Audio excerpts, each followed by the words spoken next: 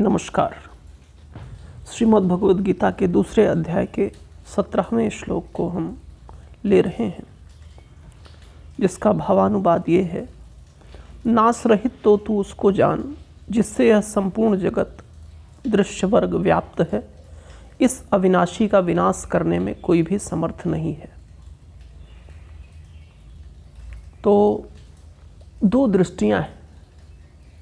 एक दृष्टि जो कि अर्जुन की है, वो समझ रहा है कि वो विनाश करने में समर्थ है, और जो उसका अकर्तव्य है वो भी इसी दृष्टि से पैदा हो रहा है। इसलिए कृष्ण उसका ध्यान परिधि के बजाय केंद्र की ओर लाना चाहते हैं। कुछ बातें और समझ लेनी जरूरी है इसको समझने से पहले। प्राचीन धारणा थी कि हम कुछ भी उत्पन्न और नष्ट कर सकते हैं, लेकिन आइंस्टीन के आने के बाद भौतिक जगत में ये जो भौतिक विज्ञान का क्षेत्र है, इसने बहुत महत्वपूर्ण एक सूत्र को जन्म दिया, जिसमें ये निष्कर्ष प्राप्त हुआ कि कोई भी चीज़ नष्ट नहीं की जा सकती, और वस्तुतः जो पदार्थ है वो ऊर्जा के रूप में बदला जा सकता है। तो पदार्थ और ऊर्जा के रूप में बदलने का जब से ये सूत्र हमारे हाथ में आया, इसके आधार पर हमने एटम की शक्ति विकसित की। तो ये जो E = mc² है, यानी पदार्थ का ऊर्जा में और ऊर्जा का पदार्थ में रूपांतरण है, इसका दृष्टांत कुछ सहयोगी होगा इस बात को समझने में। कृष्ण कहते हैं कि नाश रहित तू तो उसको जान जिससे यह संपूर्ण जगत या दृश्य वर्ग व्याप्त है। इस अविनाशी का विनाश करने में कोई भी समर्थ नहीं है। विज्ञान की भाषा में हम कहें तो जो मूल तत्व है, वह मूल तत्व नष्ट नहीं किया जा सकता।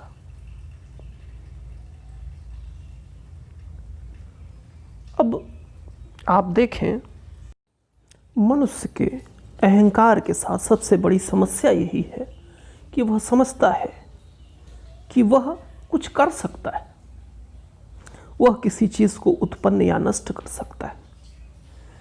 ध्यान रखना होगा कि जो चीज़ें उत्पन्न की जाती हैं वो सब यहीं के किसी पदार्थों से उत्पन्न की जा सकती हैं। स्वर्ण मौजूद है, इसलिए आप अंगूठियाँ, कंगन इत्यादि आभूषण निर्मित कर सकते हैं।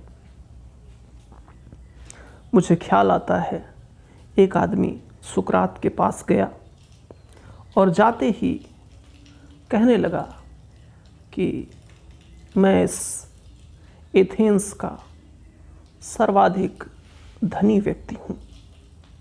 सुकरात ने उसकी तरफ दृष्टि डाली और विश्व मानचित्र की ओर इशारा करते हुए कहा, बंधु, इस पूरे मानचित्र में एथेंस कहाँ है? उस धनिक ने बड़े सूक्ष्म दृष्टि से देखने के बाद एक छोटे से जगह की तरफ इशारा किया और बोला, ये है एथेंस, ये है हमारा प्यारा एथेंस। सुकरात ने कहा, अब इसमें वह नगर कहाँ है जहाँ तुम्हारा घर है? उस व्यक्ति ने और सूक्ष्म पड़ताल करके उस विशेष स्थान का इंगित किया, उस विशेष स्थान के बारे में बताया। फिर सुकरात ने कहा, अब इसमें तुम्हारा घर कहाँ है? मित्रों, जीवन की यही विसंगति है। व्यक्ति का अहंकार उसे कुछ विशेष बनाने की जो धुन है वो पकड़े होती है। लेकिन यदि व्यक्ति समझ पाए कि वो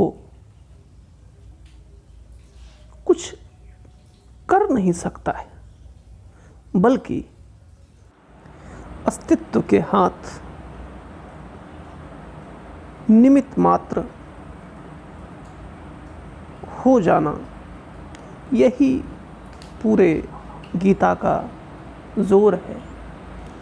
कृष्ण अर्जुन को निमित्त मात्र बनाना चाहते हैं।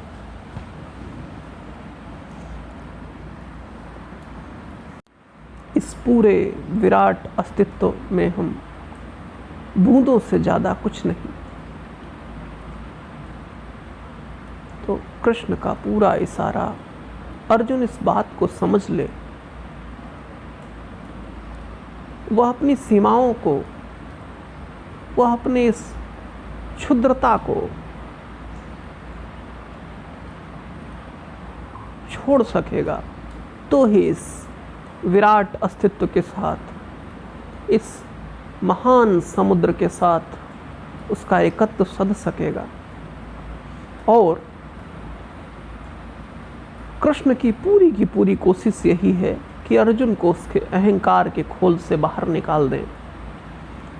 मित्रों, दरअसल हमारी सारी समस्या यही है कि हम अहंकार के एक छोटे से खोल में कैद होते हैं। काश हम इस अहंग के छोटे से खोल को तोड़ सकें तो यह पूरा अस्तित्व के साथ हम अपनी एकता को महसूस कर सकेंगे और कह सकेंगे कि अहम ब्रह्मास्मि।